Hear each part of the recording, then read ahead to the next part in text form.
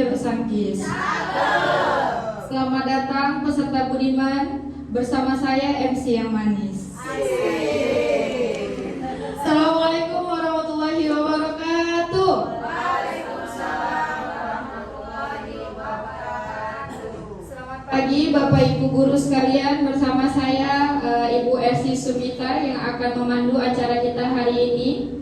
Pertama-tama puji syukur kepada Allah Subhanahu wa taala untuk segala nikmat dan limpahan karunia-Nya pada kita hari ini yang bisa berkumpul di tempat ini dalam agenda diseminasi budaya positif, yang tentunya acara ini sangat bermanfaat untuk kita, menambah motivasi dan pengetahuan bagi kita, khususnya warga SD 024184 untuk menciptakan budaya dan lingkungan belajar yang lebih baik lagi ke depannya.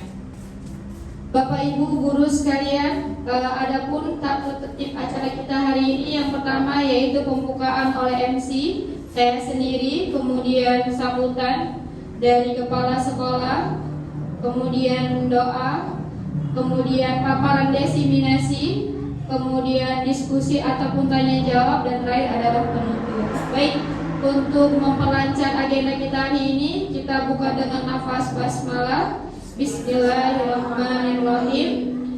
Kemudian langsung saja kata sambutan dari Ibu Kepala Sekolah atau yang mewakili Ibu Yuli Wulansari SP. Kepada Ibu Yuli, waktu dan tempat dipersilakan.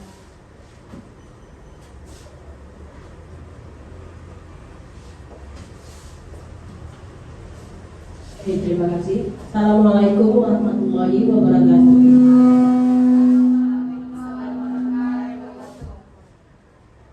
Alhamdulillah, puji syukur kehadiran Allah.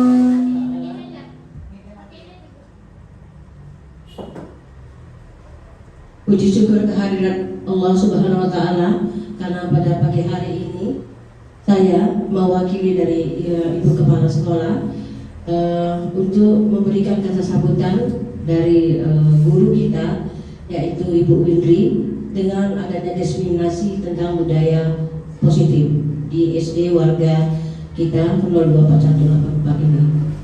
Adapun budaya positif diseminasi dari Bu Windri ini adalah sangat-sangat sangat bermanfaat bagi warga kita di sini. Karena apa?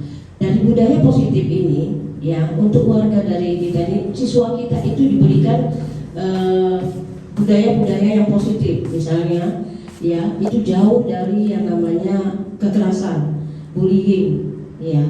Jadi kita menerapkan kepada siswa, ya, itu untuk berbudaya positif, baik di warga, lingkungan sekolah maupun di rumah. Kita di sini, kami sebagai guru sejawat daripada Bu Windri ini sangat-sangat mendukung atas tindakan kegiatan-kegiatan yang dilaksanakan oleh Bu Windri ini. Untuk apa? Supaya kita ini menjadi inspirasi bagi kita dan menjadi motivasi kita sebagai rekan guru ini untuk memberikan suatu budaya positif juga terhadap siswa kita di lingkungan kita ini. Jadi di sini kami harapkan kepada Bu Windri untuk memberikan pemaparan yang lebih lagi yang baik untuk kami di sini sebagai guru di sini, sebagai pembimbing daripada untuk diseminasi budaya positif. Untuk itu nanti lebih lanjutnya lagi lebih paparan dari Bu Windri ini, kami sangat mendukung, ya, mendukung sekali kegiatan-kegiatan ini. Baik, itu saja dari saya, kata sambutan mewakili dari Ibu Kepala Sekolah. Terima kasih. Assalamualaikum warahmatullahi wabarakatuh. Baik, terima kasih kepada Bu Yuli yang sudah memberikan sambutannya untuk acara hari ini. Selanjutnya, agar acara kita ini lebih lancar lagi, akan dibawakan doa oleh Bu Nafi. Kepada Bu Nafi, waktu dan tempat dipersilakan.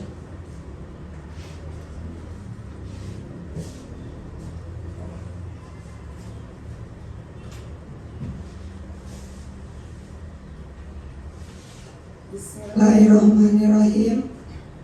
Alhamdulillahirrabbilalamin. Hamdan syakirin hamdan na'imin hamdan yuwafi ni'mah wa yukafi'u mazidah ya rabbana lakal hamdu kama yanbaghi li jalali wajhikal karim wa azimi sultanik.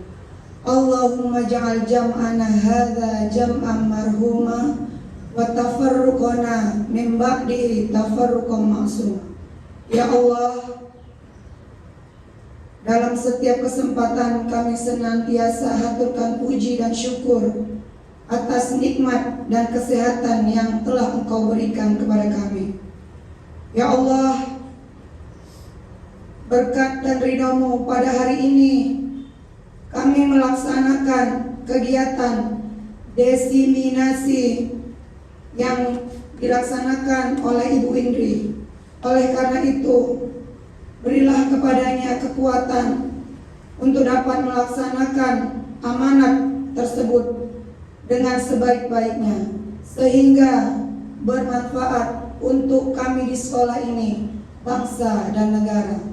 Rabbana atina fid dunya hasanah wa fil akhirati hasanah wa qina azabannar. Walhamdulillahi rabbil alamin. Amin ya rabbal alamin. Baik, Bapak Ibu sekalian, kita akan masuk ke acara inti. Untuk bisa mengikat ilmu yang akan disampaikan langsung boleh disediakan alat tulisnya. Baik, langsung saja kita masuki acara kita, yaitu paparan desiminasi budaya positif yang akan disampaikan langsung oleh Ibu Indri Hartati SPD. Kepada Ibu Indri, waktu dan tempat dipersilahkan.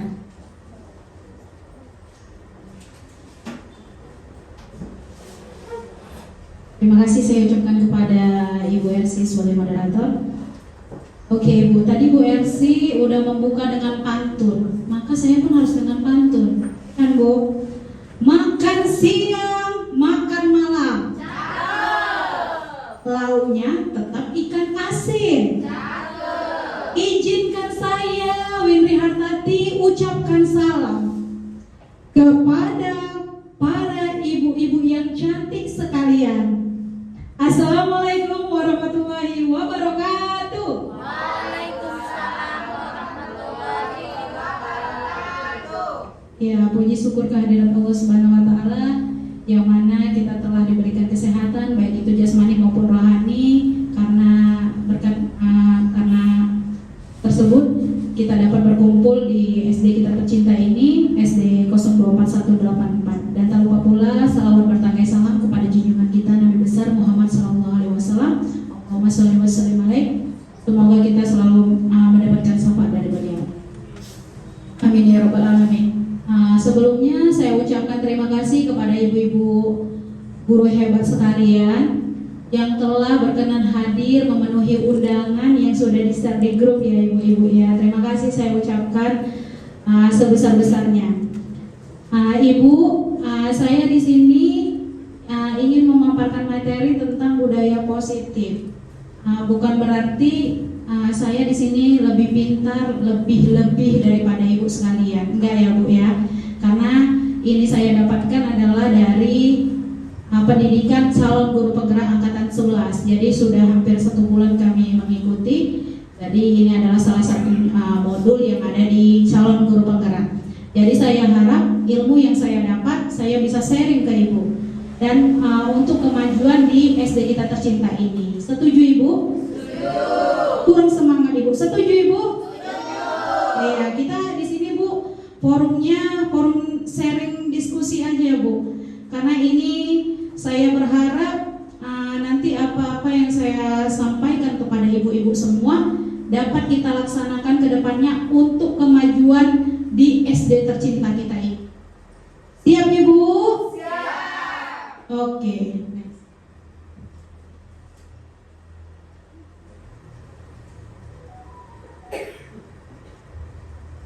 Oke, biasanya kalau kami di guru penggerak, salam guru penggerak gitu ya Bu. Biasanya kalau salam guru penggerak itu Bu, tergerak, bergerak, menggerakkan. Iya, jadi memang harus bergerak-gerak Bu. Oke, ya di sini Bu, nama saya Windri Hartati SPD, calon guru penggerak angkatan 11 Kota Binjai. Ya Bu, sebelum kita memulai acara diseminasi ini, Bu, seperti yang sudah ada di layar. Yuk senyum selama 30 detik. Untuk apa Bu senyum? Senyum itu membuat kita tambah semangat Bu. Nah tadi kan kita udah ada kegiatan di luar kan Bu, upacara bendera, pembagian hadiah, itu kan banyak banget. Jadi kita udah lelah Bu. Untuk kembalikan semangat kita kembali, maka ayo Bu, senyum selama 30 detik dimulai dari sekarang. Senyum Bu. Iya, senyum itu biasanya Bu menular. Senyum ayo Bu, 30 detik Bu. Tengok Bu kanan kirinya Bu. Iya, cantik-cantik kan Bu. Oke. Saya ingin memaparkan tentang budaya positif. Kira-kira ibu-ibu sekalian ini, kira-kira apa? Begitu ada kata-kata budaya positif, kira-kira apa yang ada di pikiran ibu? Ayo Bu. Oh iya Bu, sebelum kita memulai tentang form ini, maka kita harus membuat dulu kesepakatan yang ada di dalam kelas kita ini untuk hari ini. Ibu lihat kesepakatan forum diseminasi. Yang pertama menghargai siapapun Bu. Jadi lagi saya berbicara dihargai, lagi ibu nanti berbicara ada kesempatan kembali. Menjadi pendengar yang baik. Ada lagi Bu? Ada yang mau ditambahi Bu? Untuk kita kembali ke kita Bu. Oh iya Bu Eka, permisi ke kamar mandi. Boleh Bu, diizinkan Bu. Dilanjut lagi Bu, yang lain. Tidak berisik. Oh iya betul. Iya janganlah Bu. Itulah dia masuk menghargai siapapun Bu. Lanjut. Ada lagi Bu? Karena ini untuk kita kembali ke kita lagi selama agar kesepakatan ini dibuat untuk apa Bu? Agar forum diskusi ini berjalan dengan lancar dan efisien Bu. Ada yang lagi Bu? Makan, minum, boleh nggak Bu? Iya, boleh Kak. Boleh ya Bu. Kita di sini santai tapi tetap kondusif. Iya, santai tetap dapat ilmu. Bisa Ibu? Setuju? Oke.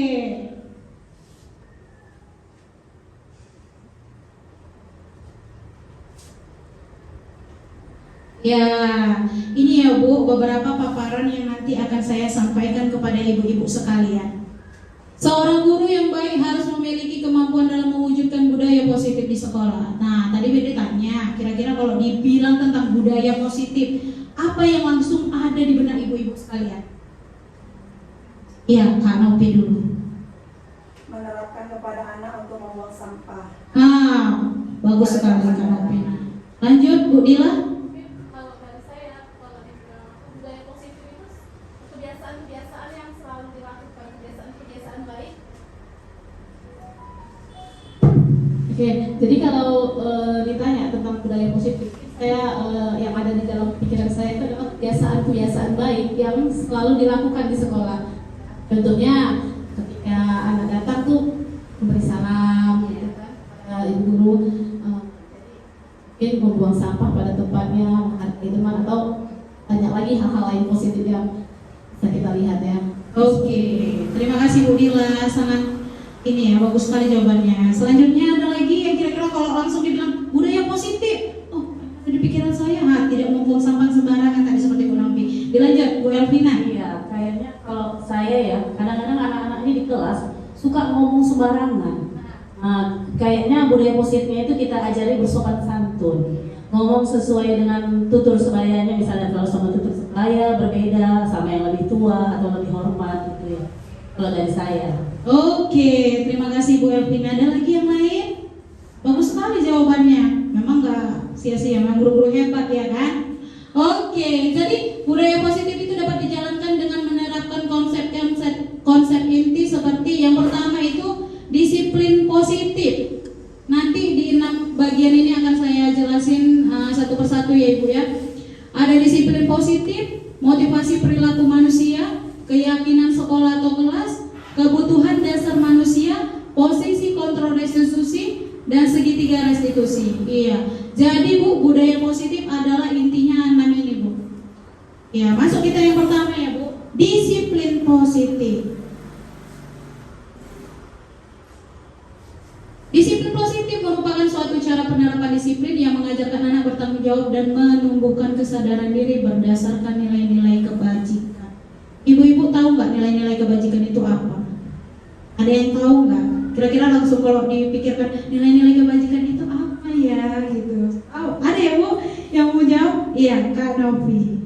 Nilai-nilai yang diajarkan dalam agama masing-masing. Ah, benar sekali. Iya Bu, nilai-nilai kebajikan itu adalah nilai-nilai norma-norma yang baik yang diajarkan oleh agama. Iya, contohnya apa? Sholat tepat waktu, Mm-mm. memberi salam kepada yang lebih tua. Iya, benar sekali. Itu semua ya Bu, nilai-nilai kebajikan itu ada pada diri setiap anak. Cuma bagaimana kita sebagai guru mengambil itu dan mengeluarkan itu dari anak.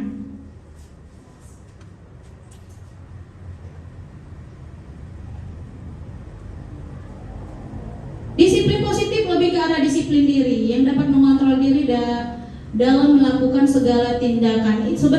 Benar kata Bu Novi tadi, tindakannya itu dilihat. Kalau mengarah ke positif, dia berarti sudah masuk disiplin positif diri. Disiplin diri dapat membuat murid memahami dan menyadari berdasarkan motivasi internal, bukan akibat paksaan, pujian, ataupun hukuman. Iya Bu, orang yang sudah atau anak didik yang sudah melakukan disiplin positif, itu dia pasti gak ada takut sama apapun. Nah, jadi dia melakukan sesuatu sesuai dengan nilai-nilai kebaikan yang ada pada dirinya sendiri. Contoh, dia tidak mengambil barang temannya. Itu kenapa dia lakukan itu? Karena dia sudah menerapkan disiplin positif pada dirinya. Bahwasanya kalau aku mengambil, biar yang lain tidak melihat, tapi Allah ada. Seperti itu Bu. Jadi menarik diri melakukan sesuatu dengan karena nilai-nilai kebaikan, kebajikan yang ada pada dirinya sendiri. Contohnya ada anak yang mengambil sampah langsung tanpa disuruh gurunya. Nah, itu dia sudah disiplin positif ibu-ibu. Nah, bagaimana kita sebagai guru menuangkan seperti itu kepada anak didik kita. Jadi jangan kita menghardik, kutip sampahnya itu. Gitu. Jadi kalau bisa kita bagaimana di kelas menumbuhkan nilai kebajikan yang ada pada anak, supaya anak tadi tanpa disuruh, tanpa paksaan, tanpa imbalan, dia mengerjakannya dengan nilai-nilai yang dia yakini. Ya Bu, dilanjut. Kita tahu ya kan Bu, 6 karakter profil pelajar Pancasila: beriman dan bertakwa kepada Tuhan Yang Maha Esa, mandiri, berkebinekaan global, gotong royong, kreatif, dan bernalar kritis. Nah, kita maunya Bu, peserta didik kita semua ada kan 6 ini semua. Kalau dia mengikuti disiplin positif, 6 ini keluar Bu semuanya. Jadi kita bagaimana sebagai guru membuat ke-6 profil pelajar Pancasila ini, 6 karakter ini keluar daripada anak didik kita Bu. Lanjut yang kedua Bu. Tadi sudah budaya positif, perilaku positif. Sekarang motivasi perilaku manusia. Motivasi perilaku manusia Bu ini banyak Bu, banyak, tapi dirangkum menjadi 3. Kenapa manusia itu berbuat? Itulah dia motivasi perilaku. Yang pertama ada untuk menghindari ketidaknyamanan atau hukuman. Seperti tadi Bu, anak disuruh, "Nak, ambil sampah itu ya Nak." Nah, diambilnya langsung Bu. Ada juga yang memang motivasi dirinya, aku ambil aja lah, nanti takut pula aku dihukum duluan. Nah, gitu Bu. Itu adalah motivasi perilaku manusia yang pertama. Untuk gurunya gitu juga. Datanglah cepat, nanti ada kepala sekolah datang. Tengoknya pula awak terlambat. Nah, itu perilaku manusia Bu, sebagai guru kita ya Bu ya. Nah, tapi ada juga yang kedua, untuk mendapatkan imbalan atau penghargaan dari orang lain. Nah, ini bisa juga Bu. Anak-anak kita, siapa yang maju ke depan dapat imbalan ini, ya kan? Kalau belajar yang giat, pasti aku dapat juara ini, karena dapat hadiah dari Ibu Eka tadi, dapat pensil. Nah, itu Bu, motivasi dirinya Bu. Itu yang kedua. Kalau kita sebagai guru, datanglah cepat, mana tahu dapat penghargaan dari Ibu Kepsek. Gitu ya Bu, ada motivasi. Kadang-kadang sering kita keluar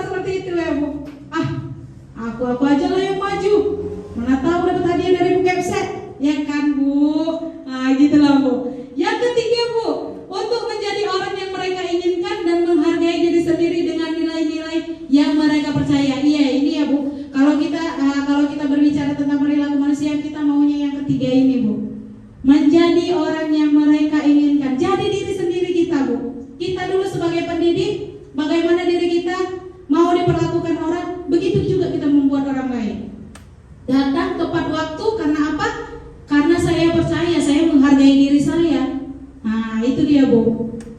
Bukan karena ingin dilihat oleh kepala sekolah atau yang lain atau supaya dapat hadiah enggak ya Bu ya. Nah, jadi datang tepat waktu itu karena saya percaya, saya menghargai diri saya dan ini pekerjaan saya. Begitu juga dengan di kelas, membimbing anak itu untuk saya. Karena saya sudah mengemban tanggung jawab sebagai guru. Nah, gitu juga kita tanamkan ke perilaku anak-anak Bu. Anak-anak tadi kalau bisa berbuat karena nilai-nilai yang ada di dalam diri dia, kebaikan dengan diri dia, tidak memukul temannya, itu karena oh saya berharga, saya nggak mau digituin, kalau saya digituin saya pasti sakit. Jadi nilai-nilai kebaikan yang ada di diri itu kita, dari diri anak-anak tadi itu yang kita munculkan. Itu dengan belajar mengerjakan PR dia tepat waktu, memberikan tepat waktu PR tadi ke gurunya, tidak ribut di dalam kelas. Itu karena apa? Bukan karena takut sama gurunya. Seharusnya perilaku itu keluar karena memang dia mengerti, memahami nilai-nilai yang ada di diri dia, kebaikan yang ada di diri dia. Makanya dia tarik diri Bu. Oh saya nggak boleh ribut di dalam kelas bukan karena takut sama guru ya Bu, tapi karena saya ingin menjadi seseorang yang baik, yang bagus. Seperti itu Bu, nilai-nilai yang akan kita keluarkan untuk peserta didik kita.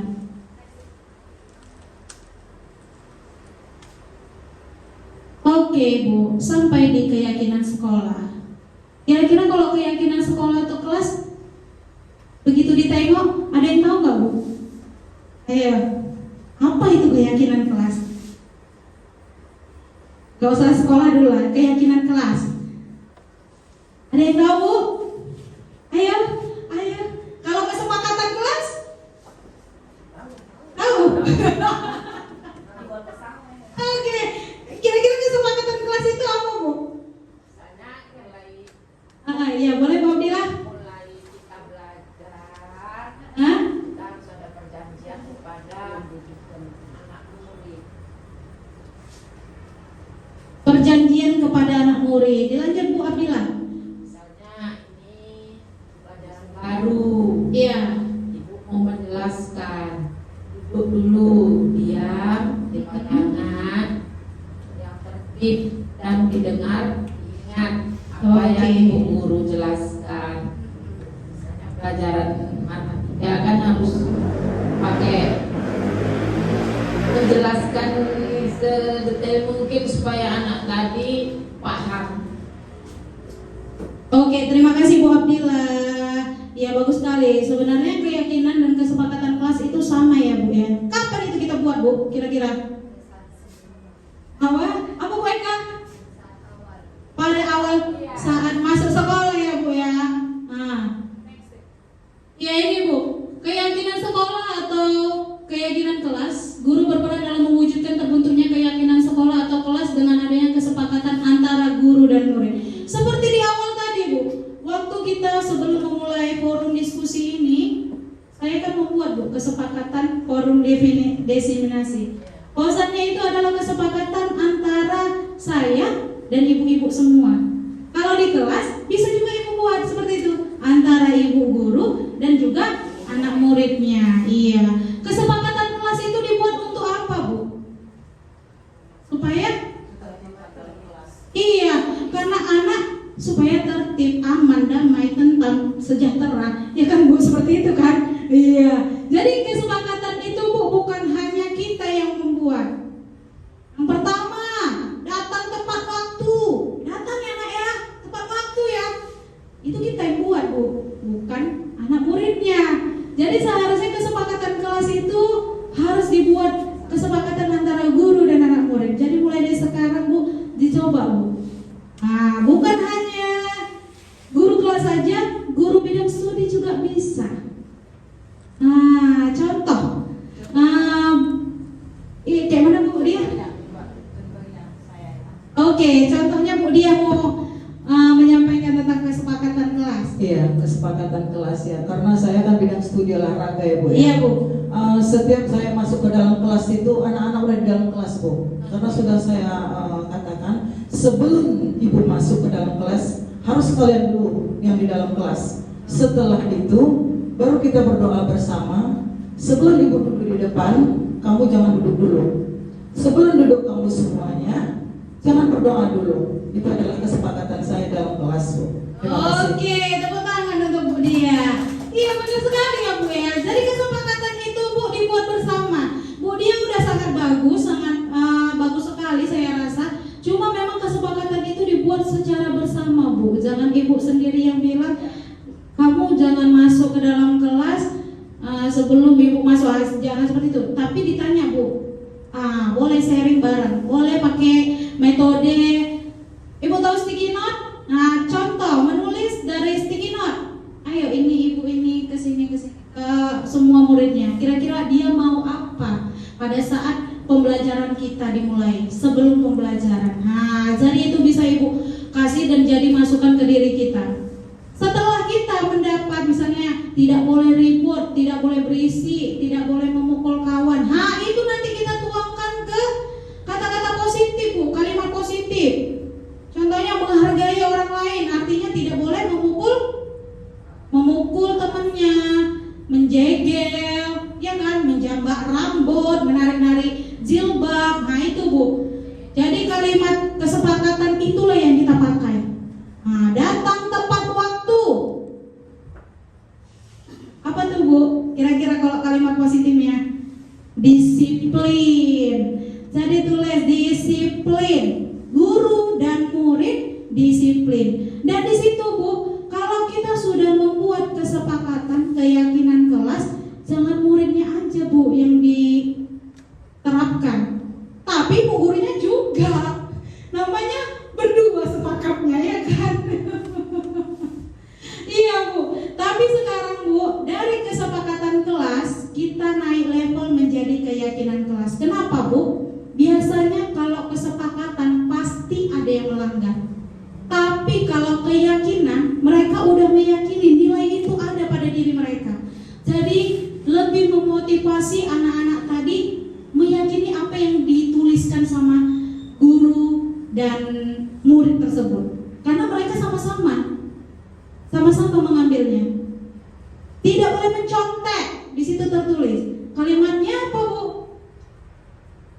Apa Bu kira-kira? Kalau tidak boleh mencontek, tidak boleh bekerja sama. Ya. Ya. Jadi nanti kita masukkan di situ apa-apa yang nanti dituangkan sama murid itu kita masukkan. Kita tulis langsung keyakinan kelas 5A, keyakinan kelas 1A. Biasanya kalau kelas 1 agak sulit ya Bu ya. Karena kan kelas 1 itu masih harus dibimbing. Itu bisa kita menyampaikan secara terbuka. Jadi anak-anak tuh tahu, dia meyakini nilai-nilai itu. Makanya dia jangan ditulis kesepakatan. Dari kesepakatan menjadi keyakinan kelas. Seperti itulah Bu. Dari kesepakatan yang udah disepakati baru diyakinkan kembali. Nah, kamu bisa menghargai orang lain, menghargai dengan cara jangan menjambak, jangan memukul. Gitu. Seperti itu Bu. Kita yakinkan kembali, maka motivasi dari dalam diri anak tadi pasti keluar Bu.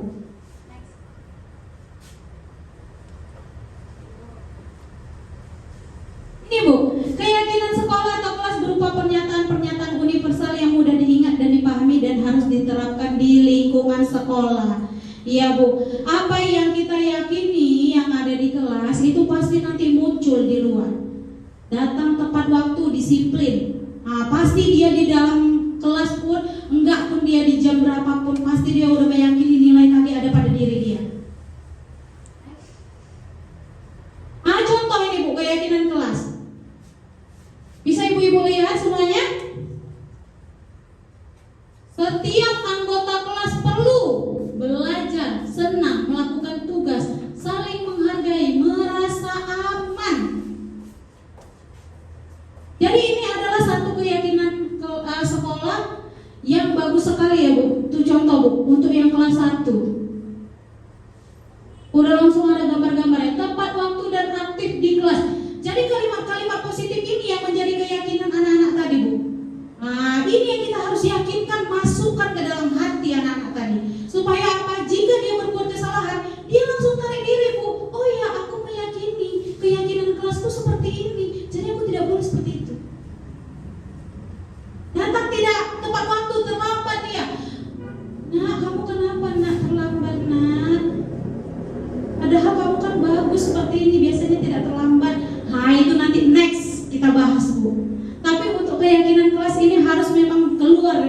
berdiri anak-anak tadi Bu. Supaya apa? Apa yang kita putuskan berdua. Jadi gini Bu, ada yang kita putuskan sendiri karena nggak diterima sama anak. Tapi kalau memang kita sudah timbal balik, pasti anak-anak tadi bisa melaksanakannya dengan penuh semangat. Oke Bu Ibu, kayaknya tadi agak-agak muak, agak-agak ngantuk. Kita ice breaking dulu, biar semangat. Tepuk semangat.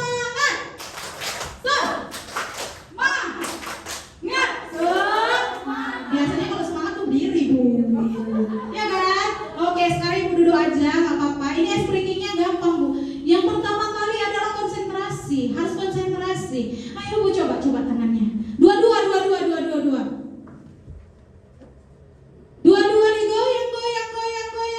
tangan ke atas. Iya, digoyang. Iya. Berarti Ibu konsentrasi. Mantap. Lanjut. Tangannya. Ayo Bu. Ayo dua-dua Bu tangannya. Ayo, digoyang-goyang. Iya, terus Bu. Tangan ke atas Bu. Oke, ke bawah Bu. Adik Pak konsen. Iya. Ayo Bu, sekarang tangannya di atas. Iya Bu, konsentrasinya seperti itu ya Bu ya. Kalau Ibu mendengarkan pasti Ibu konsentrasi. Ayo Bu, tangannya ke atas. Ayo Bu, digoyang-goyang Bu tangannya. Biar gak pegal Bu. Ayo, tangannya digoyang-goyang. Stop. Dibilang stop kok masih bergoyang Bu. Kan dibilang stop Bu. Gak konsen. Oke, sekarang lagi Bu. Ayo digoyang-goyang Bu sekali. Digoyang-goyang. Mana mulut?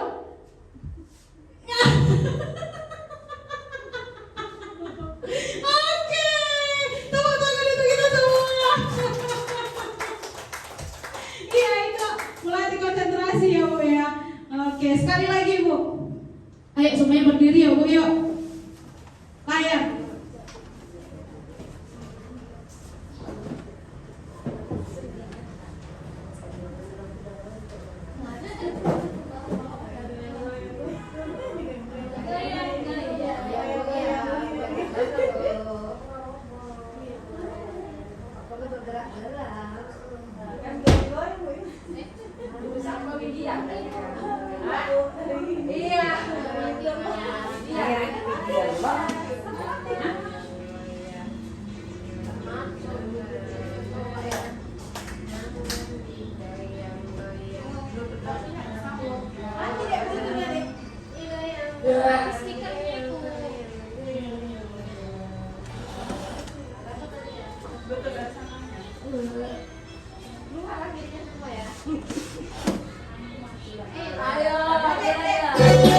Bluetooth mode. Oke, dimulai ya Bu ya. Yuk, sama-sama kita ya Bu ya.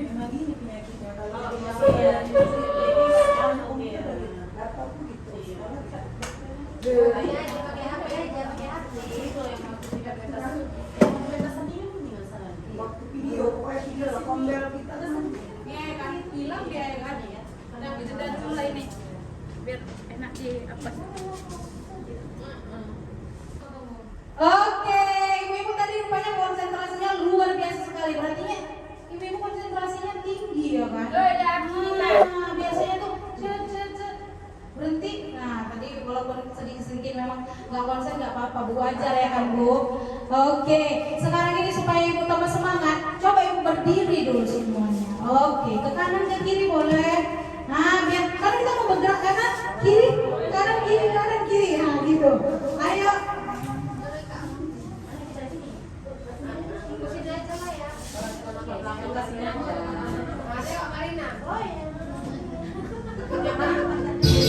Santai Bu, ayo Bu, ikutin saya Bu.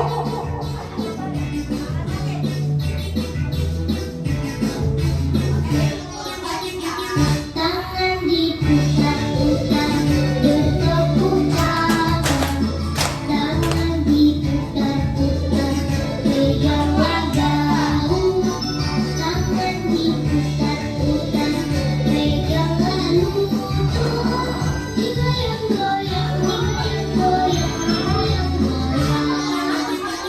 Tangan diputar-putar bertepuk tangan. Tangan diputar-putar peganglah bahu. Tangan diputar-putar peganglah lutut. Digoyang-goyang, digoyang-goyang, digoyang-goyang. Goyang Bu. Putar, diputar ke atas.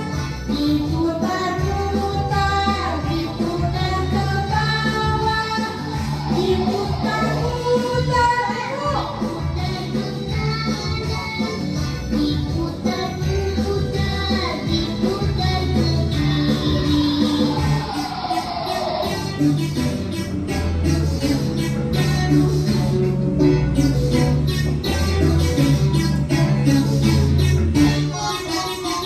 tangan diputar-putar bertepuk tangan. Tangan diputar-putar peganglah bahu. Tangan diputar-putar peganglah lutut. Digoyang-goyang, digoyang-goyang, digoyang-goyang. Tangan diputar-putar bertepuk tangan. Tangan diputar-putar peganglah bahu. Tangan diputar-putar peganglah lutut. Digoyang-goyang, digoyang-goyang, digoyang-goyang. Diputar-putar, diputar ke atas. Diputar-putar, diputar ke bawah. Diputar-putar, diputar ke kanan. Diputar-putar, diputar ke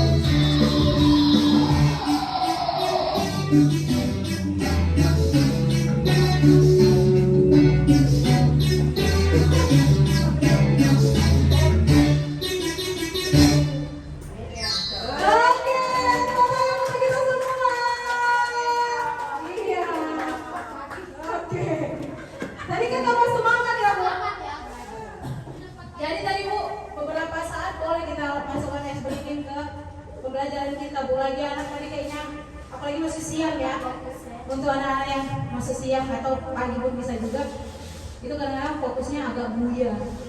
Nah, jadi waktu pas dia buyar, ayo anak-anak, ice breaking. Apa tuh Bu ice breaking? Nah, kalau ada yang belum pernah ya kan, ice breaking itu supaya semangat kamu kembali lagi. Ayo, mau semangat dulu. Gitu Bu. Bisa Bu. Sampai ngos-ngosan saya loh Bu, saking semangatnya. Ibu-ibu bisa tengok luar biasa sekali. Bisa dilanjut Bu? Lanjut. Masih semangat ibu-ibu? Oke. Karena Bu, ini next ini nih betul-betul kena kali kita guru Bu. Jadi memang kita harus semangat. Yang belakang-belakang ini adalah memang harus kita terapkan di sekolah kita. Jika bisa ya Bu ya. Tapi insya Allah semoga bisa, karena memang ini apa yang kita lakukan setelah mendapat paparan yang saya kasih ke Ibu adalah sedikit yang bisa Ibu bawa pulang dan bisa kita budayakan di sekolah kita, insya Allah. Bu, ada masuk ke kebutuhan dasar manusia. Kira-kira ada yang tahu nggak Bu kebutuhan dasar manusia? Kita manusia nggak Bu? Masih manusia ya Bu ya? Masih. Iya, Bu Hera apa? Butuh apa Bu Hera? Butuh uang.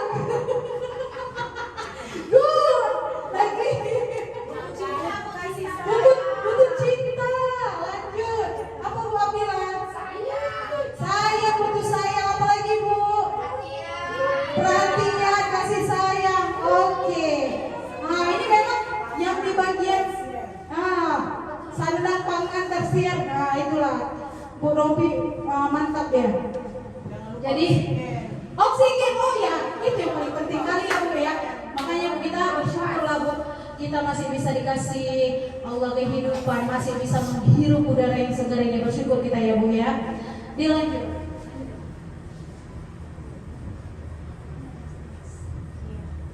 Pernyataan Bu. Nah, saya akan bacakan pernyataan ini ke Ibu. Kira-kira yang ada di pikiran Ibu itu apa? Pernyataan ketika seorang murid melakukan suatu perbuatan yang bertentangan dengan nilai-nilai kebajikan atau melanggar, sebenarnya dikarenakan mereka gagal memenuhi kebutuhan dasar mereka. Benar apa salah Bu? Benar. Ada yang jawab salah? Setuju Bu, benar semua. Pertanyaan ini kira-kira benar atau salah Bu?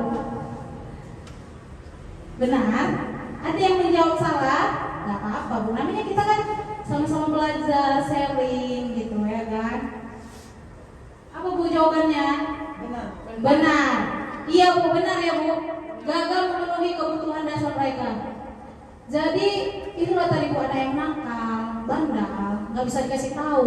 Itu sebenarnya memang kebutuhan dasarnya berkurang Bu, dan harus kita yang penuhi Bu. Gak semua ya Bu ya. Nah, jika dia ada di sekolah maka kita yang memenuhinya. Ya ini tadi Bu, kebutuhan dasar manusia itu yang pertama bertahan hidup, yang kedua kasih sayang dan rasa diterima. Itulah tadi Bu, lope-lope sarangkeo ya kan Bu, itulah tadi yang Bu kasih sayang. Yang ketiga penguasaan, yang keempat kebebasan, yang kelima kesenangan. Ya Bu, sebelum saya ke studi kasus Bu, saya sedikit memberikan satu pandangan untuk Ibu. Yang pertama bertahan hidup. Kayak mana Bu kira-kira bertahan hidup itu? Itu kan salah satu kebutuhan dasar manusia.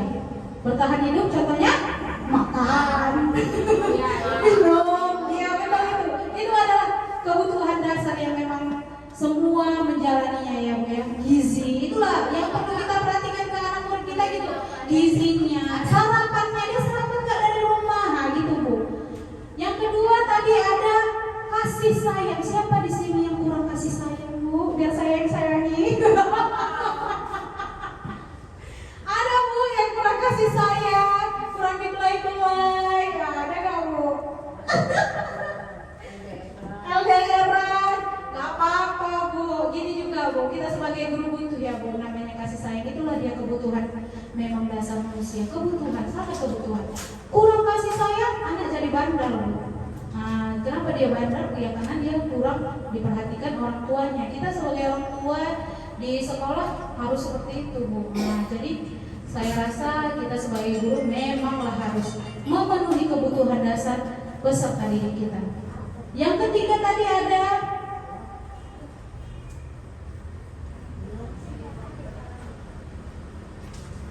rasa diterima. Nah itu Bu, kadang di rumah dia selalu gimana apa pun kau, nah gitu kata emaknya pula ya kan, mana anakku kau nih, gitu-gitu. Ada tuh ya kan biasanya orang tua yang kayak gitu. Atau dia memang gak diterima sama keluarganya dengan cara cengkau kali, bandel kali, tahan apa kau, nah gitu. Itu tuh ada orang tua yang seperti itu ya Bu ya. Kita kan banyak tuh yang menerima seperti itu.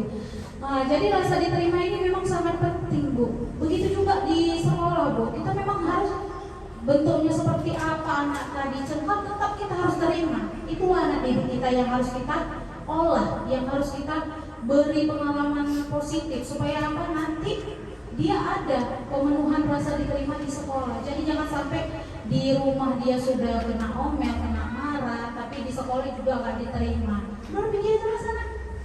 Nah gitu, udah keluar aja dari dalam kelas, bikin ribut aja, keluar aja lah, nah, gitu.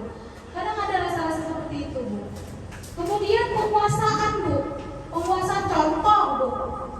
Kita ada rasa, oh saya pengen jadi kepala sekolah, jadi pengawas sekolah. Itu penguasaan Bu, kalau untuk kita ya Bu guru ya kan. Jadi kepala dinas, penguasaan. Tapi ada juga Bu anak-anak yang merasa menguasai. Jadi kelas ini ada di bawah genggaman tangan saya. Jadi Jadi karena apa yang disuruh anak tadi diikuti sama temannya, itu adalah salah satu kebutuhan dasar tentang penguasaan. Sedikit-sedikit aja saya kasih tahu tentang kebebasan. Nah itu Bu, dia suka hati Bu. Anak tadi yang kanan, kiri, muka, belakang, suka hati dia, itulah dia. Berarti memang rasa kebebasannya belum terpenuhi. Terakhir, kesenangan. Itu selalu merasa happy, senang. Apa yang kira-kira bisa membuat dia senang? Misalnya ditertawakan sama temannya, itu mungkin yang membuat dia kesenangan. Makanya dia buat salah. Nah, misalnya aku keluar aja lah. Kan orang kan pasti teriak-teriak ya keluar. Dia merasa kesenangan. Itulah kira-kira kebutuhan dasar manusia tadi dan kebutuhan dasar dari peserta didik kita. Studi kasus. Sama-sama kita pecahkan ya Bu ya. Ada studi kasus kira-kira Ibu Julaika, guru wali kelas kelas 1A, sedang bingung menghadapi ulah salah satu murid di kelasnya, si Tommy namanya. Beberapa anak telah mengeluhkan Tommy yang seringkali meminta bekal makan siang mereka dengan paksa. Jika Anda menghadapi situasi seperti Ibu Zulaika, apa yang Anda lakukan? Menurut Anda kira-kira apa alasan si Tommy tadi melakukan hal ini? Kalau ibu nggak ditanya satu-satu, suka kali dia minta bekal makan. Kira-kira Bu, kebutuhan apa yang dia terpenuhi? Karena apa Bu? Apa Bu? Bu Eka? Ada dua itu Bu. Yang pertama karena memang kurang cari perhatian. Cari perhatian. Kurang kasih sayang. Yang kedua memang dia nggak ada. Oh, memang nggak ada bekalnya. Lanjut. Orang tuanya kurang pangan. Kurang pangan. Yang lain? Ada selain yang dari disebutkan tadi Bu Eka? Juga sama. Sama Bu Eka. Kak Dilah? Bu Dilah?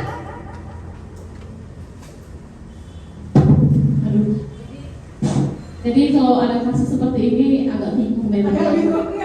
Bingungnya kenapa? Kita harus mengidentifikasi dulu latar belakang anak tadi kan. Yang pertama seperti yang dibilang Bu Eka tadi kan, dia kurang perhatian dari orang tuanya. Memang orang tuanya tidak memperhatikan dalam hal kebutuhan makan pangannya tadi ya, gizinya. Yang kedua itu memang yang saya agak bingung, kalau memang latar belakang ekonominya yang seperti itu. Mungkin kayak mana ya, kita bisa dulu mengidentifikasinya dengan orang tua dulu lah ya Bu ya. Gitu. Tanya dulu kenapa gitu ya. Seperti itu kalau dari saya. Oke, terima kasih Bu Dila. Tepuk tangan dulu untuk Bu Dila lah ya. Keren sekali jawabannya ya kan. Bu Eka pun. Oke, memang iya Bu. Kita kadang-kadang harus berpikir dulu ya kan, kira-kira anak tuh kenapa ya Bu. Jadi jangan langsung dijudge.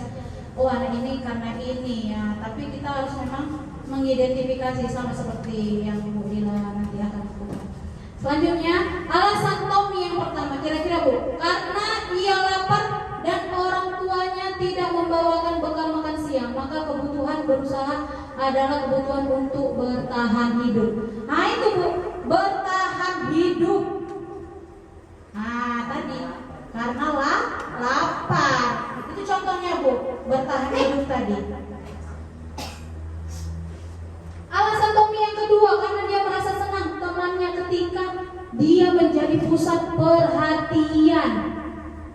Temannya melaporkan tindakannya itu pada gurunya dan gurunya memberitahu orang tuanya sehingga orang tuanya menjadi memperhatikan dia. Maka kebutuhan dasar yang dipenuhi Tommy adalah kebutuhan akan kasih sayang dan rasa diterima. Nah itu tadi Bu. Yang kedua adalah rasa kasih sayang dan diterima. Jadi dia melakukan itu karena supaya orang tuanya dipanggil. Jadi orang tuanya lebih perhatian lagi sama anaknya. Alasan Tommy yang ketiga, karena temannya jadi takut dengan dia dan menuruti keinginannya. Maka sebetulnya Tommy sedang berusaha memenuhi kebutuhan dasarnya akan kekuasaannya. Nah ini dia Bu tadi, kekuasaan, merasa. Karena tadi padahal kawannya mungkin ngasih karena malas ribut ya Bu ya, dikasihnya aja. Jadi dia merasa itu kekuasaan karena apa yang dimintanya pasti dikasih orang. Itulah tadi kebutuhan tadi Bu. Alasan yang keempat, karena dia merasa bosan dengan bekal makanan yang dibawakan ibunya dari rumah. Karena ibunya selalu membawakan bekal yang sama, oleh karena itu dia ingin mencoba makanan teman-temannya yang beraneka ragam. Maka Tommy sedang berusaha memenuhi kebutuhannya akan kebebasan. Iya Bu, jadi memang apapun ceritanya kita harus mengidentifikasi setiap ada masalah. Yang terakhir, karena ia melakukannya karena iseng saja dan ia menikmati ekspresi wajah teman-temannya yang kesal karena diambil makanannya, dan menurut dia ekspresi teman-temannya itu lucu, maka berarti Tommy sedang berusaha akan memenuhi kebutuhan kesenangannya. Seperti tadi Bu, saya kasih contoh tadi. Jadi memang kebutuhan dasar manusia ini seperti itu Bu. Ada 5: bertahan hidup, kesenangan, penguasaan, kasih sayang, rasa diterima. Itu memang ada Bu. Dan memang kita pun sebagai guru sudah banyak melakukan itu ya Bu ya. Udah memang nampal lah, tapi memang salah satunya memang harus kita identifikasi dulu kenapa dia berbuat itu. Maka karena kita tahu alasan dia berbuat itu, kita bisa mengisi tangki yang dia kosong tadi. Nah, butuhkan itu apa? Di bagian mana? Caranya dengan mengidentifikasi. Iya Bu, ini dia Bu. Sebelum kita mengidentifikasi masalah Bu, kita harus tahu posisi kontrol kita ada di mana. Kalau udah namanya posisi kontrol, berarti kita yang mengontrol. Guru 5 posisi kontrol restitusi. 5 posisi kontrol yang bisa merubah Bu. Merubah anak tadi menjadi yang lebih baik. Kenapa kita merestitusi seorang anak? Supaya dia menjadi manusia yang lebih berguna, lebih baik di masyarakat, bukan hanya di sekolah tapi di luar sekolah juga Bu. Itulah gunanya kita merestitusi anak-anak tadi. Dan itu harus ada Bu, harus bisa sebagai guru. Dan kita insya Allah memang guru-guru di 84 memang semuanya sering melakukannya Bu ya. Cuma memang ada beberapa tahapan yang mungkin kita agak kelupaan dan mungkin kita tinggalkan atau karena ketidaktahuan kita. Nah disinilah Bu saya memaparkan untuk ibu-ibu semua agar ibu-ibu lebih paham. Yang pertama, guru sebagai penghukum. Yang kedua, guru sebagai pembuat merasa bersalah.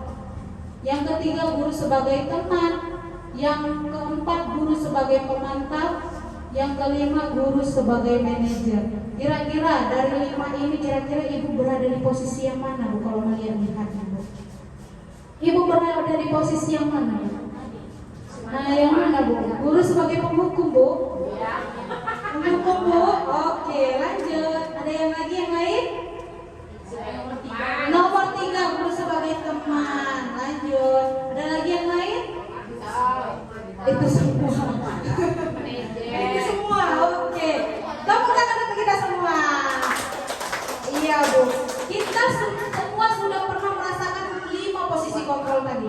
Bu, kalau 5 posisi kontrol ini Bu, pertama kita identitas dulu Bu. Kalau kita membuat seperti itu, kita gagal atau berhasil? Menghasilkan siapa Bu? Peserta didik tadi yang hasilnya.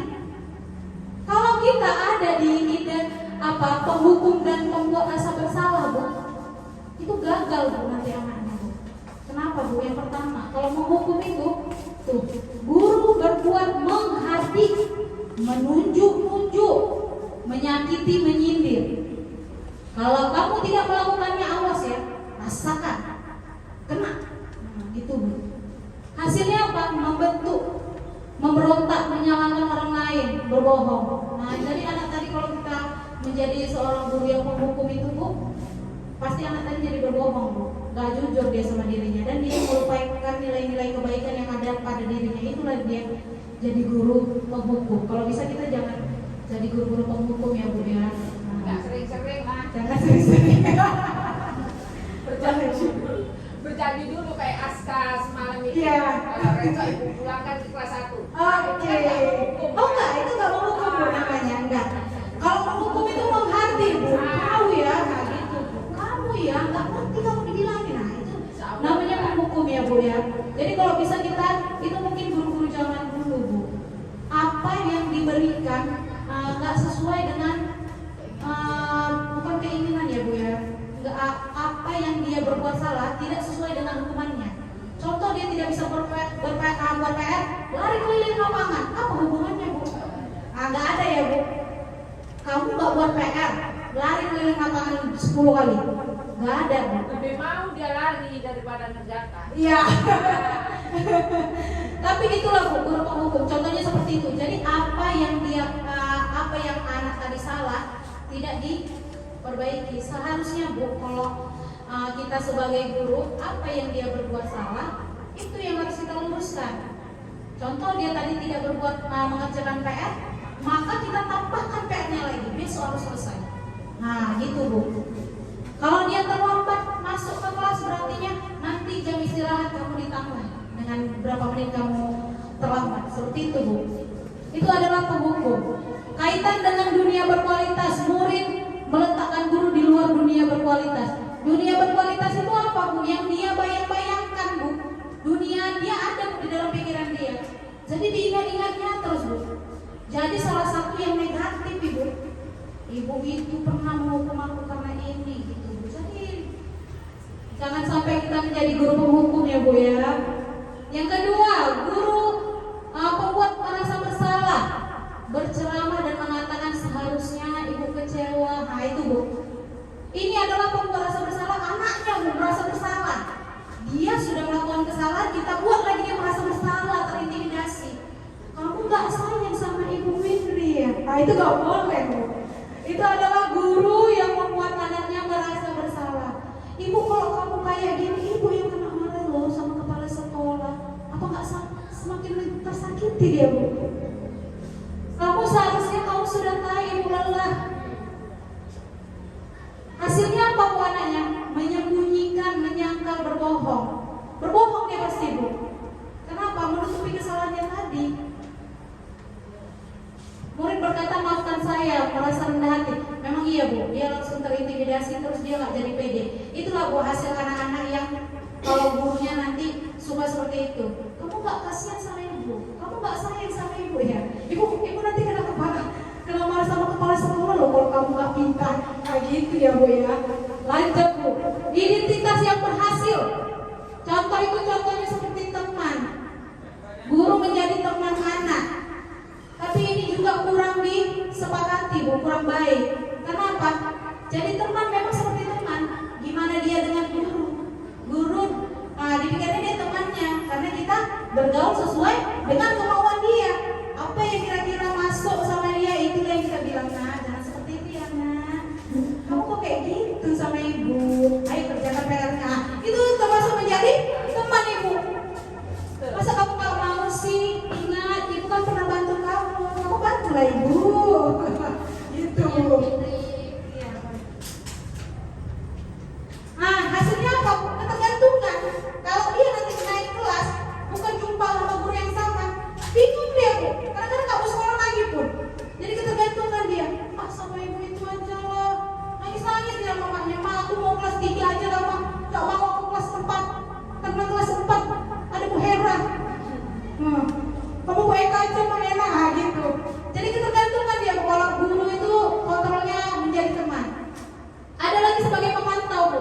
Pemantau itu menghitung, mengukur peraturan yang ada di sekolah. Rambut panjang mengikuti peraturan sekolah salah. Nah, langsung dihukum. Nah, itu Bu. Kalau pemantau lebih bagus Bu karena dia mengikuti semua aturan. Cuma dia to the point. Gak basa-basi dia Bu. Aturannya apa nak? Pakai sepatu hitam kan? Kamu pakai sepatu putih keluar. Nah, gitu dia langsung gitu. Seperti pengawas ya, pemantau. Itu loh Bu. Itu menghasilkan murid apa Bu? Menyesuaikan diri bila diawasi. Itulah hasil muridnya Bu. Kalau diawasi baru dia paten. Tapi kalau gurunya nggak ada amburadul. Nah, jadi jangan seperti itu ya Bu. Yang sangat baik sekali adalah sebagai manajer. Gimana Bu kalau di kantor-kantor itu manajer kan mengurus bawah-bawahannya ya Bu ya. Gitu juga kita.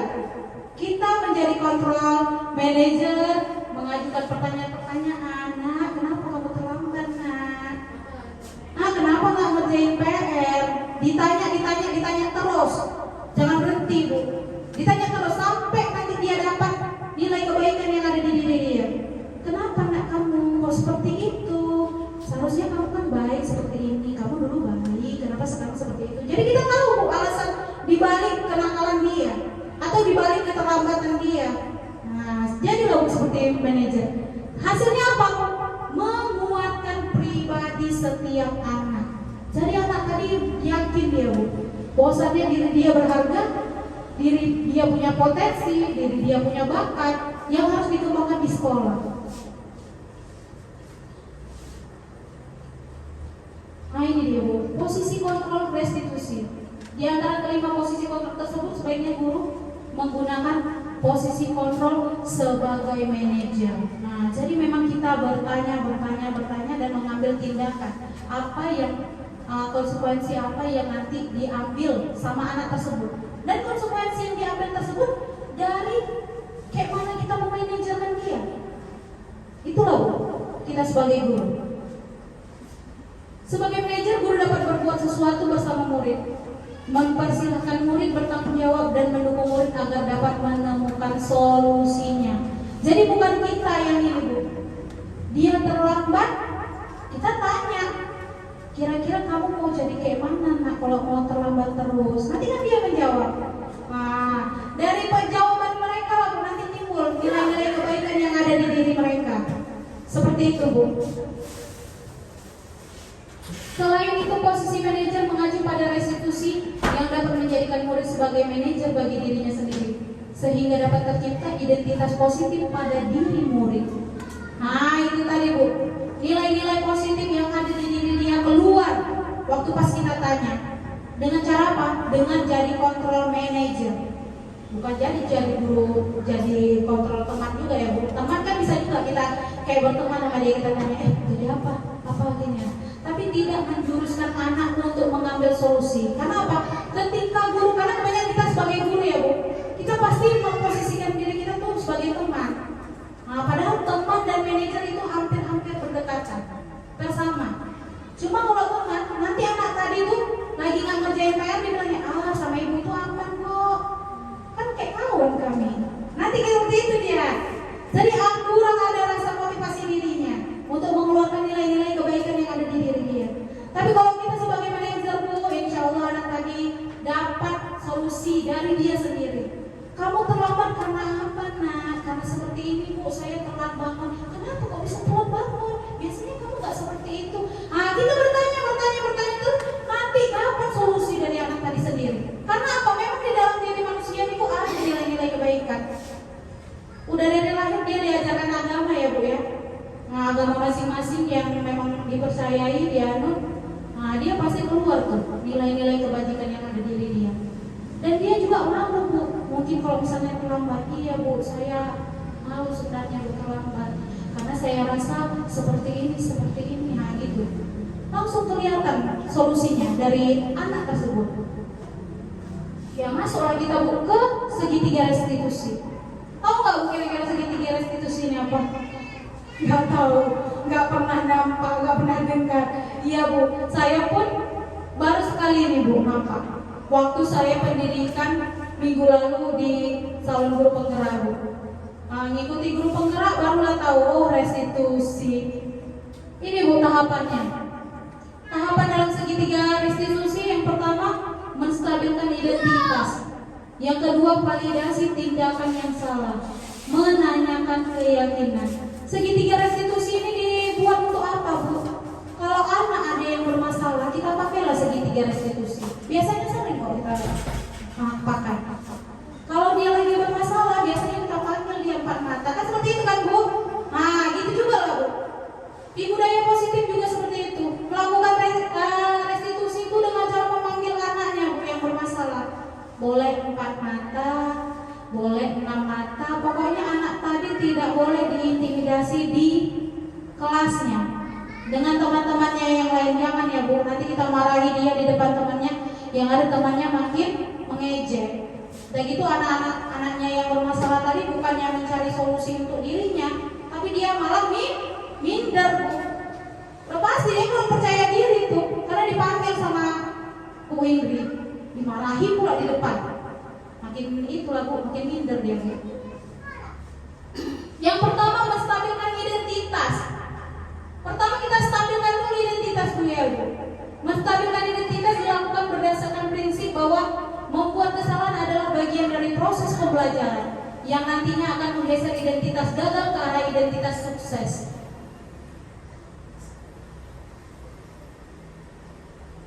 Jadi Bu, kita bilang sama dia, memang kesalahan, ya nggak ada manusia yang sempurna, betul Bu? Ada manusia yang sempurna Bu? Iya, manusia itu tempatnya salah ya kan Bu? Nah gitu juga Bu, anak murid pun tempatnya salah Bu.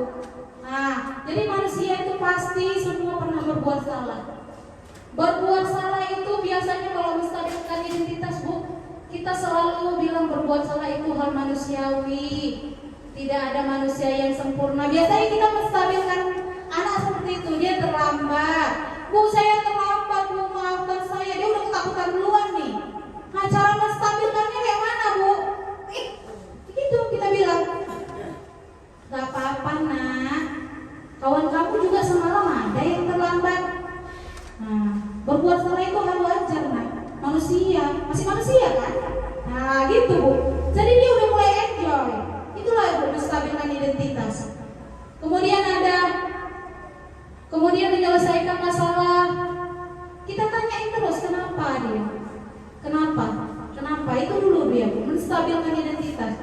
Tanya dulu alasannya karena apa, kenapa dia terlambat. Mungkin dia semalam bergadang karena apa. Ditanya terus, itulah Bu, menstabilkan dengan cara tidak menjudge ya Bu. Kamu nih main-main aja makanya kamu terlambat bangun kan? Nah jangan seperti itu Bu, tapi terus ditanyain. Itulah Bu, menstabilkan identitas. Kalau misalnya pun ada tadi kan tentang terlambat ya Bu. Misalnya ada yang berdua berantem. Nah, menstabilkan identitasnya kayak mana? Tanya Bu satu-satu. Ini masalahnya apa? Dicari jalan tengahnya Bu. Tapi sebelum mencari jalan tengahnya, bukan kita yang mencari jalan tengah, tapi mereka. Kita serahkan, itu adalah segitiga restitusi Bu. Kita stabilkan dulu. Nah, kawan kamu ini manusia, pernah berbuat salah loh. Nah, tempatnya salah itu ya kawan. Kamu bermain-main dengan dia, ya pasti ada buat salah. Gak apa-apa, wajar. Itu Bu, sering kata-kata itu yang diulangi. Distabilkan lagi Bu, supaya anak tadi gak tegang kali Bu. Itulah perlunya menstabilkan. Yang kedua, validasi tindakan yang salah. Validasi tindakan yang salah dilakukan berdasarkan prinsip bahwa setiap perilaku berupaya memenuhi suatu kebutuhan tertentu, sehingga guru atau orang tua akan bergeser dari pemikiran stimulus respon menjadi proaktif, serta akan lebih mengenali dan mengakui kebutuhan murid atau anak. Validasi tindakan yang salah ini kita tanya sama anaknya. Nah, kira-kira menurut kamu kalau kamu jambak kawan kamu salah apa benar? Gitu Bu. Masih dia jawab, benar Bu, orang dia kok yang salah. Gak apa-apa, lanjut. Kita lanjutkan lagi Bu. Jangan kita, salah kamu ini, masa kamu kayak gitu? Jangan seperti itu Bu. Namanya mau mencari solusi, tapi solusinya dari anak, kita harus jawab langsung Bu. Langsung kita bilang, iya, benar itu menurut kamu. Oh gitu, jadi kalau misalnya lah, kamu jambak kawan kamu tadi, sakit gak dia rasa? Masih dia jawab, sakit Bu. Nah kira-kira kalau sakit kayak gitu, kamu mau gak dijambak seperti itu? Ya enggak lah Bu, tapi kan dia salah Bu. Iya, memang dia salah. Terus kita cari seperti itu. Tapi memang kita validkan dulu dia. Memang kesalahan dia itu dia yang perbuat, dan dia mengakui dia itu salah. Itulah validasi tindakan yang salah tadi Bu.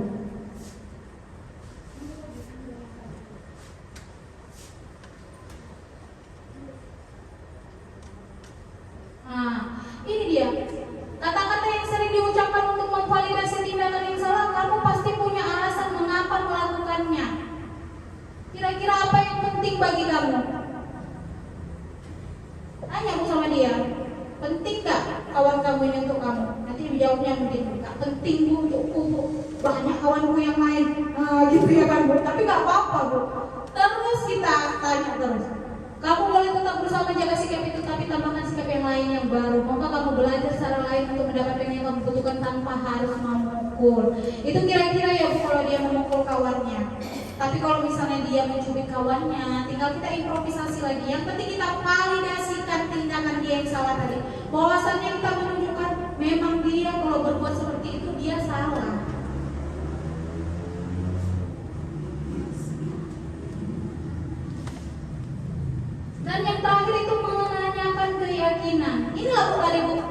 keyakinan kelas yang sudah kita buat, keyakinan sekolah yang sudah kita buat sama anak tadi.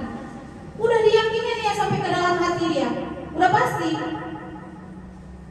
Menanyakan keyakinan dilakukan memberikan pertanyaan-pertanyaan bermakna kepada murid atau anak untuk memunculkan motivasi secara intrinsik sehingga mampu mengaitkan keyakinan dengan tindakan yang salah. Iya. Seperti tadi memukul, kira-kira nak melanggar nggak keyakinan kelas yang pernah kita buat? Kamu meyakini keyakinan kelas yang kita buat nggak? Yakin lah bu saya. Iya, siapa yang buat itu? Ibu tapi, loh kok ibu aja? Kamu juga kan? Iya bu, kita lah bu. Pasti dia jawabnya seperti itu. Kamu meyakini nggak? Kamu percaya nggak sama keyakinan kelas itu? Percaya lah bu, orang kita yang buat kok. Nanti dia kayak gitu pasti ya kan? Namanya dia lagi emosi bu. Cuma kita terus supaya anak tadi tenang, slow down. Sambil mengikuti alur yang dia ini. Cuma memang jangan menjudge anak ya bu. Sedikit pun jangan menjudge anak. Next. Apa nilai yang kita percaya di sekolah kita nak? Nilai-nilai apa yang telah kita sepakati? Kelas yang ideal itu seperti apa? Kamu ingin jadi anak seperti apa? Seperti ini bu. Yang terakhir memang menanyakan, kamu ingin menjadi anak seperti apa nak? Anak baik lah bu. Kalau anak baik artinya harus meyakini keyakinan kelas yang kita buat. Keyakinan kelas yang kita buat itu baik apa buruk? Baik lah bu. Nanti dia jawab seperti itu. Jadi kamu salah apa enggak? Salah bu. Kemudian ditanyakan lagi, sudah menanyakan keyakinan, ketika kamu melakukan itu, kamu menjadi orang yang seperti apa? Iya bu, saya menjambak dia berarti saya enggak menghargai dia bu. Saya tidak menghargai teman saya, makanya saya jambak. Jadi seperti itu bu, ada nilai-nilai kebaikan di keyakinan kelas, sehingga anak tadi keluar sendiri. Sebelum melihat video penerapan restitusi yang sudah pernah saya lakukan di sekolah, saya mau sedikit, sering kita sebagai guru sudah melakukan restitusi segitiga ya bu. Cuma kadang-kadang kita langsung menjudge anak bu, ya kan bu? Ya, iya apa enggak bu? Kita nggak sesuai dengan validasi yang tadi, nggak kita validkan tindakan dia, tapi langsung kita tanya, ya kan bu? Kenapa kamu terlambat? Karena kau ini gak main-main aja kerjanya kan? Pasti kayak gitu. Kita langsung ngejat. Dan anak tadi kalau udah dijat, pasti diam. Pasti dia manggu-manggu aja. Iya kan aja biar cepat atau kata Burita. Jadi memang kalau untuk segitiga restitusi ini harus memang bentuk ya bu. Tidak ada yang tidak boleh dikerjakan. Supaya apa bu? Menciptakan anak didik, peserta didik yang memiliki rasa tanggung jawab baru. Dia berbuat, dia harus bertanggung jawab. Kemudian di akhir bu ditanyakan kembali, kamu mau menjadi anak yang seperti apa? Anak yang baik. Kalau seperti itu yang kamu lakukan, kamu baik nggak? Enggak bu. Jadi apa yang harus kamu lakukan nak untuk kedepannya? Itu bu kata kuncinya. Dari situ dia nanti akan menciptakan solusi untuk dirinya. Pasti dia langsung jawab, iya bu, saya mau minta maaf. Langsung tanya bu, minta maaf sama siapa? Iya bu, minta maaf sama kawan yang saya jambak tadi bu. Siapa namanya? Namanya si Tiara bu. Gitu bu. Jadi solusinya itu bukan dari kita, bukan langsung udah sana minta maaf sana sama si Anu itu, sama si Tiara itu, minta maaf sana. Jangan seperti itu namanya solusi dari kita guru. Ini enggak bu, tapi segitiga restitusi ini diperuntukkan untuk anak muridnya. Murid menemukan solusi sendiri untuk dirinya, dan itu untuk kebaikan dirinya selanjutnya. Jadi waktu nanti dia berbuat salah, tanpa kita restitusi pun, dia sudah menyadari kesalahannya sendiri dan berbaikan dengan temannya yang lain. Dan kita harap sebelum dia membuat kesalahan dengan temannya tadi, dia udah menarik diri. Oh ya, saya nggak boleh, saya kan menghargai kawan saya menyayangi kawan saya. Seperti itu dia bu. Paham bu? Paham bu? Iya. Jadi segitiga restitusi ini jangan dipotong-potong. Bu ini boleh nggak tidak menstabilkan identitas? Nggak boleh bu. Dia memang harus pertama menstabilkan identitas, yang kedua validasi tindakan atau validasi kesalahan, yang ketiga menanyakan keyakinan. Pada saat menanyakan keyakinan di sini loh Bu, anak-anak tadi pasti sudah menemukan solusi untuk dirinya dulu. Ya, ini yang penting terakhir. Seorang guru yang baik harus memiliki kemampuan dalam mewujudkan budaya positif di sekolah. Budaya positif tersebut dapat dijalankan dengan menerapkan konsep-konsep inti yang sudah saya jelaskan tadi.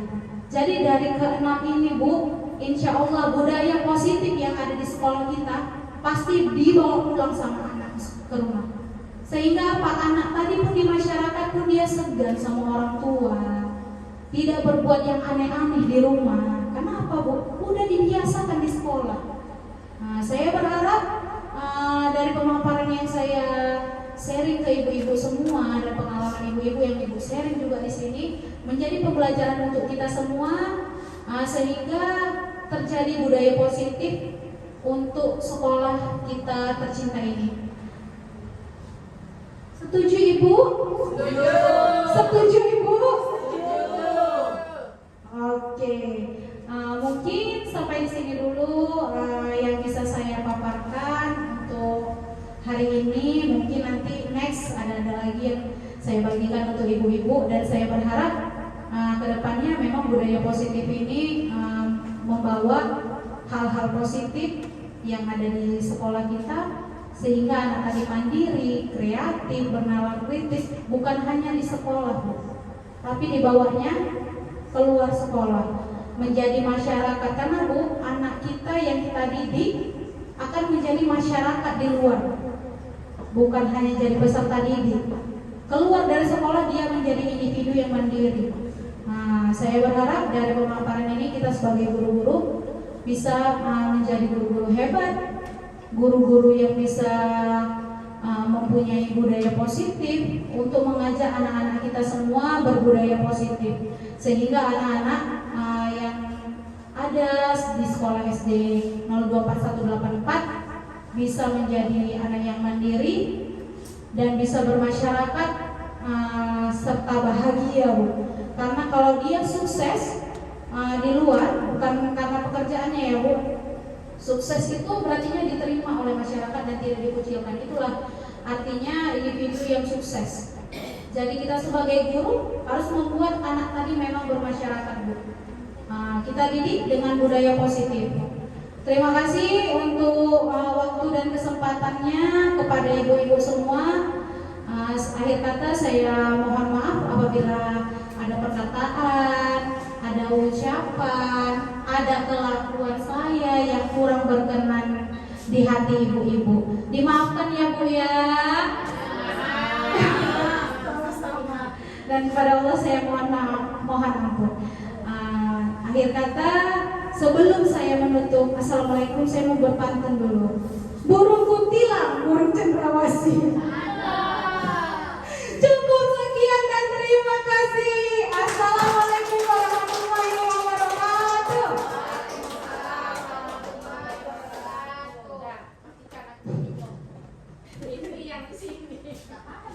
Baik, terima kasih kepada Bu Indri atas paparan materi yang sangat menarik dan tentunya sangat berguna untuk kita terapkan bersama di sekolah kita, yang sebenarnya juga sudah kita terapkan ya ibu-ibu sekalian. Cuma memang mungkin ada beberapa langkah yang ada sangkut pautnya ya. Harusnya udah kita buat tapi nggak tahu kalau ini. Iya, ternyata selama ini sudah kita terapkan dalam aktivitas kita sehari-hari. Mungkin hanya perlu penguatan bagi kita bersama seperti itu. Mungkin dari Bapak Ibu sekalian ada yang ingin bertanya atau memberi saran atau sharing atau curhat boleh. Ya, pada Bu Khalila dipersilahkan. Nah, saya bertanya ya. Bu, boleh berdiri Bu Khalila. Jadi tadi kan ada pemaparan yang sudah disampaikan oleh Bu Indri mengenai keyakinan kelas ya Bu Indri. Kan anak-anak kita buat bisa triknya dengan cara memberikan sticky note kepada anak-anak. Mereka nanti yang membuat kesepakatan kelas sendiri. Nah, yang ingin saya tanyakan, jika ada dari mereka yang tidak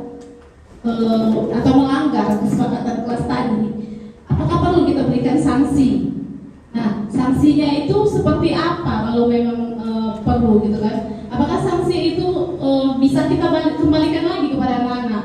Misalnya gini kan, dia mengatakan bahwa kita harus disiplin gitu kan. Kesepakatan kelasnya pertama itu disiplin. Nah, bisa nggak kita tanya gini, kalau kita melanggar kesepakatan itu apa gitu? Kita kembalikan lagi kepada anak-anak seperti itu. Apakah seperti itu atau kita sendiri sebagai guru yang memberi sanksi itu dari kewenangan kita sendiri yang itu saja. Terima kasih. Baik, ada lagi Bapak Ibu? Datang dulu ya, posisi pertama Bu Dia.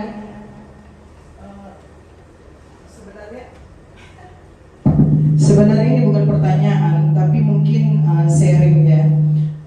Saya teringat dengan diseminasi ini dari peristiwa Ki Hajar Dewantara. Ki Hajar Dewantara itu tujuan pendidikannya yaitu pendidikan sejati yang berpihak kepada murid. Jadi kalau kita berpihak kepada murid, suatu saat nanti kan murid itu kan membuat kesalahan dan setiap apa itu kesalahan terus kesalahan. Bagaimana kita menyikapi ketika anak itu bersalah, tapi kita berpihak kepada murid? Itu hanya itu, Bu. Terima kasih. Selanjutnya Bu Rina. Terima kasih.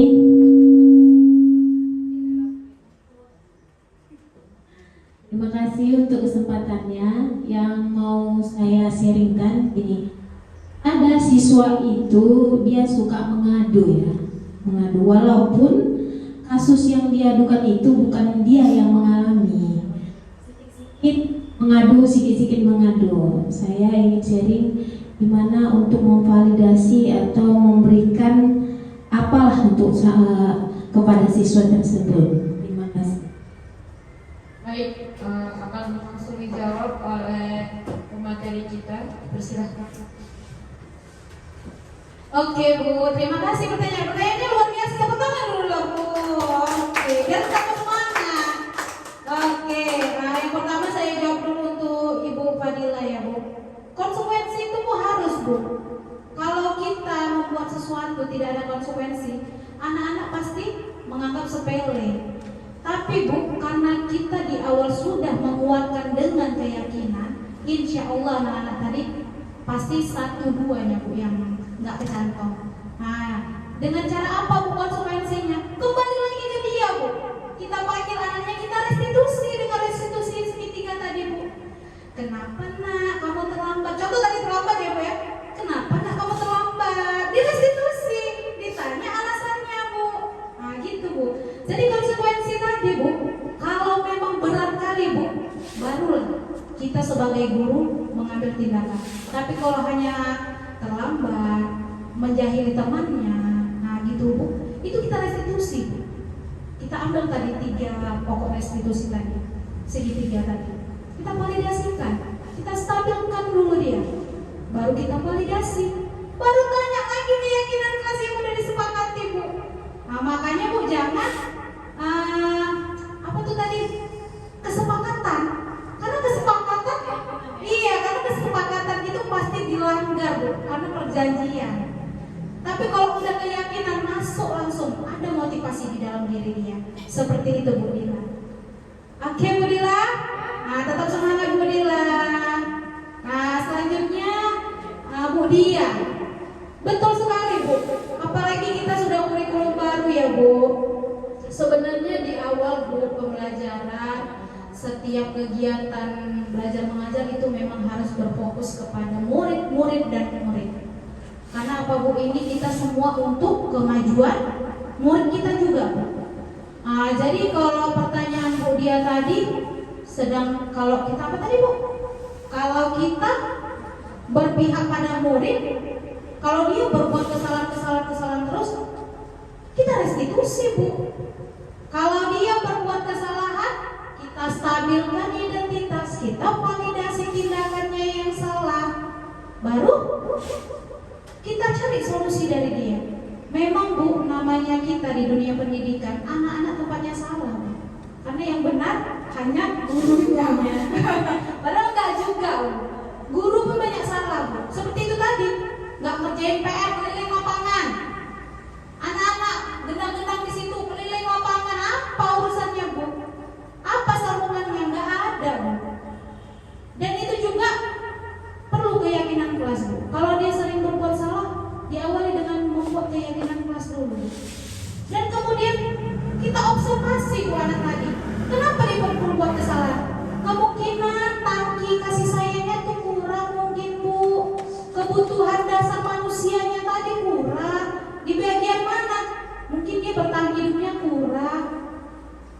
kurang gizi, kurang tidur, itu termasuk Bu. Kenapa anak-anak gelesor-gelesor, suka ngantuk tiba-tiba, itu mungkin bertahan hidup dia Bu. Kenapa? Mungkin dia di rumah sering begadang, mungkin pada saat itu mamanya sakit, harus menjaga adik-adiknya. Jadi itu Bu, semua memang harus kita observasi Bu, dan kita lakukan restitusi. Jadi kalau dia berbuat salah, kita lakukan restitusi. Kecuali ya Bu, dia berbuat kesalahan yang luar biasa fatal, contoh membawa narkoba, nah itu udah bukan kita lagi Bu. Itu bukan udah jangan kita restitusi, tapi kita ambil anaknya, kita keberpihak karena ya pihak berwajib Bu. Nah itu udah yang fatal kali ya Bu ya. Tapi kalau masih kenakalan anak, itu masih bisa Bu, insya Allah kita restitusi. Anak tadi pun semakin kita stabilkan identitas dia Bu sebagai peserta didik Bu, itu semakin datar dia Bu, semakin terbuka sama kita kenapa dia berbuat kesalahan. Dan solusinya Bu, insya Allah kalau misalnya dia udah mengambil solusi dari kesalahan dia, Bu Windri, saya mau jadi anak yang hebat, anak yang luar biasa, anak yang pintar. Kalau kamu memang mau menjadi anak seperti itu, kira-kira kamu harus berbuat apa dengan kesalahan yang kamu perbuat? Nanti dia sendiri Bu yang mencari solusinya itu. Iya Bu, saya nggak akan melanggar ini lagi Bu, saya tidak melanggar peraturan lagi Bu, saya akan datang tepat waktu, seperti itu Bu. Jadi solusi itu kembali ke anak muridnya lagi Bu. Gimana Ibu dia? Oke, terima kasih Bu Dia. Dan yang terakhir, untuk pertanyaan yang luar biasa yaitu dari Bu Rina. Anak tadi saya mengadu ya Bu. Mengadu karena mungkin itu Bu tadi, kebutuhan dasarnya itu kurang. Ada yang beberapa tidak dipenuhi. Jadi kita sebagai guru harus memenuhinya. Dengan cara apa Bu? Dengan cara kita restitusi kembali anak tadi Bu. Kita panggil 4 mata, anak ibu, kenapa kamu suka mengadu-ngadu? Kenapa? Ada yang berkurang di diri dia? Atau kamu suka sama dia? Gituin Bu. Nah kita tanya dulu, kira-kira apa alasan dia kenapa sering mengadu? Atau Bu dia cari perhatian, kurang adanya rasa diterima di keluarganya. Nah dengan dia maju-maju ke depan, bertemu dengan ibu gurunya, kan jadi perhatian. Dan itu pun bisa kembali kita tarik diri Bu, kita panggil orang tuanya. Bu mungkin dia nih begini. Kita bisa Bu sharing sama orang tuanya kenapa anak tadi seperti itu. Tapi alangkah baiknya pertama kita restitusi dulu Bu, kita validkan dulu dia itu kira-kira punya keyakinan kelas apa enggak. Nah Ibu sebagai gurunya, wali kelas di kelas 4 harus Ibu yakinkan dulu keyakinan kelas, sehingga waktu dia ingin mengadu-ngadu, berartinya itu tidak menghargai temannya Bu, ya kan Bu, karena sering mengadu-ngadu temannya, padahal mungkin temannya pun nggak kayak gitu ya kan Bu. Jadi kita yakinkan dulu kesepakatan keyakinan kelas yang ada di kelas kita, sehingga anak tadi keluar nilai-nilai kebajikan yang ada di dirinya. Terima kasih kepada ibu-ibu semuanya. Oke, baik, saya rasa Bapak Ibu sekarang masih banyak yang mau didiskusikan, namun karena acara ada waktu kita yang terbatas, mungkin bisa di belakang aja ya Bu, diskusi untuk hal-hal berlanjutnya. Mungkin sampai di sini rangkaian agenda diseminasi budaya positif pada hari ini. Terima kasih kepada Bapak Ibu yang sudah berpartisipasi dan berkontribusi dalam acara hari ini. Saya sebagai MC mohon maaf atas segala kekurangan dan hilaf selama acara berlangsung. Semoga apa-apa yang hari ini kita bahaskan bermanfaat dan bisa kita terapkan untuk menambah kualitas budaya yang semakin positif di lingkungan sekolah kita yang tercinta ini. Itu saja dari saya. Mohon maaf untuk segala kekurangan dan mohon ampun kepada Allah Subhanahu wa taala. Kita akhiri dengan mengucapkan lafaz hamdalah. Alhamdulillahirabbil alamin. Kemudian ditutup dengan assalamualaikum warahmatullahi wabarakatuh.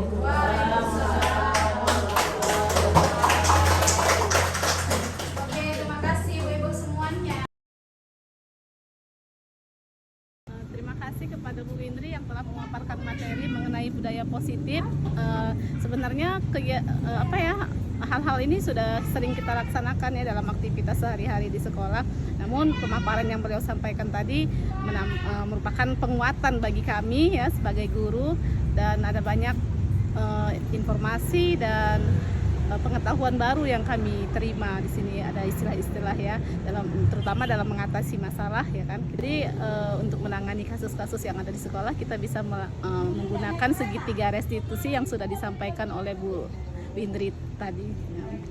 Saya sebagai guru SD 024184 yang sudah mengikuti acara diseminasi budaya positif dari Ibu Indri, merasa sangat terbuka wawasannya karena beberapa hal baru saya dapati ketika mengikuti diseminasi ini. Salah satunya tentang restitusi yang sangat bermanfaat untuk saya ketahui, karena selama ini ada beberapa hal yang ternyata saya tidak lakukan untuk menciptakan budaya positif di dalam kelas saya. Maka setelah mengikuti acara aksi diseminasi budaya positif ini, saya berkomitmen untuk terus menambah ilmu dan memperbaiki cara saya untuk menciptakan lingkungan yang positif, terutama di kelas saya dan pada umumnya untuk di sekolah saya ini. Terima kasih. SD 84. Yes, yes, yes.